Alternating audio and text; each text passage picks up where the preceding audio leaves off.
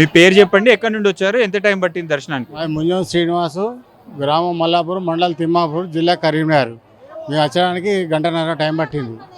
ఇప్పుడు ఈ దేవాలయంలో అంత మంచిగానే ఉన్నది వ్యవస్థ, కానీ భక్తులు రావడం, అధిక సంఖ్యలో పాల్గొనడం, అధిక లాభాలు వచ్చే దాని గురించే చూస్తారు ప్రభుత్వం కూడా. కానీ ఇక్కడ దేవాలయానికి కోడ కట్టడానికి లైన్లు ఉన్నదానికి దానికి దారి మధ్యలో నిలబడితే గంటల తరబడి అవుతుంది. ఆ భక్తులకు సౌకర్యకరంగా బాత్రూములు ఆడవాళ్ళకు కానీ మగవాళ్ళకు కానీ షుగర్ ఉన్న వాళ్ళ పేషెంట్లకు కానీ మూత్రాలు వచ్చినా ఏం చేసినా కూడా గంటల తరబడి నిలబడ్డా కూడా అదే క్యూ లైన్లో అదే తట్టు ఉన్నది.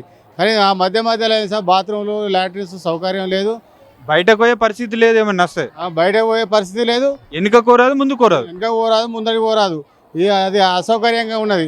ఇప్పటికైనా కూడా గుడి మళ్ళీ కొత్త ప్రారంభం చేసే వరకైనా కూడా అలాంటి సదుపాయాలు సమకూర్చాలని మేము కోరుకుంటున్నాం ప్రభుత్వాన్ని. కానీ భక్తులకు ఇక్కడ ఉండే చైర్మన్ కూడా జర సమస్యలు మంచిగా చూసుకునేటట్టు ఉండాలి.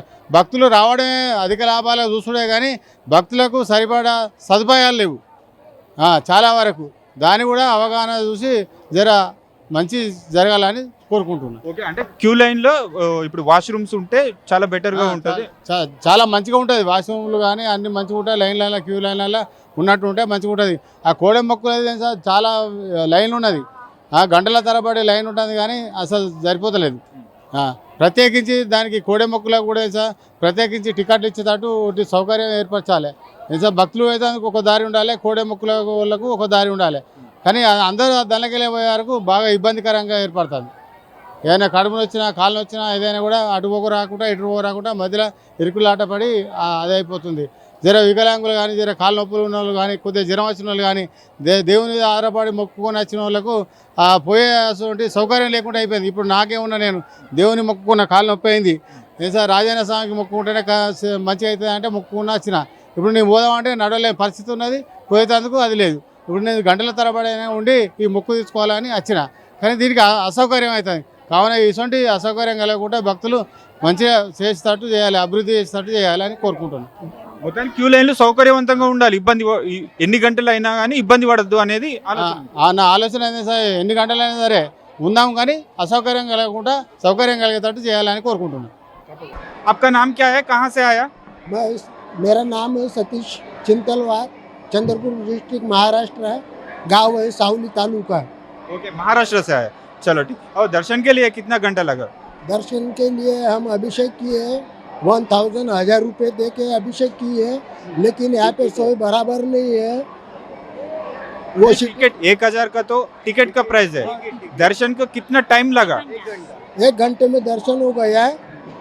और यहाँ पे व्यवस्था बराबर नहीं है। सिटीजन के लिए लाइन होना था, अलग से होना था। यहाँ पे सब बैल घुमाते, यहाँ पे सब ये नहीं है, सोई नहीं है।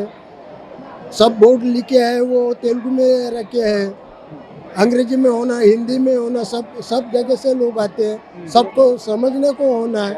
ये यहाँ पे बराबर सिस्टम नहीं है। सिस्टम अच्छे होना, हम हर साल में गाइडेंस सब भाषा में होना है, बता रहे हैं गाइडेंस। और हम साल में 1-2 बार आते हैं। वैसे के वैसे पोजीशन है, यहाँ पे सुधारना कुछ भी नहीं है। अच्छा ठीक है। आपका नाम क्या है? मेरा नाम कार्तिक चिंतलवार। दर्शन हुआ? हाँ। कितना टाइम लगा? और हमने अभिषेक किए, वो 100 रुपीज़ का 1000 रुपीज़ का टोकन रहता है, और उसके थ्रू 1 घंटे का टाइम लगा हमें। अभी फैसिलिटीज अभी मंदिर में कैसे है, कैसे होएगा तो अच्छा रहेगा? फैसिलिटीज तो कुछ एज सच है नहीं, अगर सोचे तो फैसिलिटीज एज सच कुछ है नहीं। सब कुछ कंजस्टेड है यहाँ पे। लेडीज लोग के लिए कुछ, या फिर ओल्ड जो लोग हैं अबाव 60-70 उनके लिए कुछ फैसिलिटी या फिर अलग लाइन कुछ है नहीं। सही बात। हाँ, और कंजस्टेड बहुत है, किसी को कुछ ये नहीं है। सब लोगों को एक ही लाइन में घुसा देते हैं।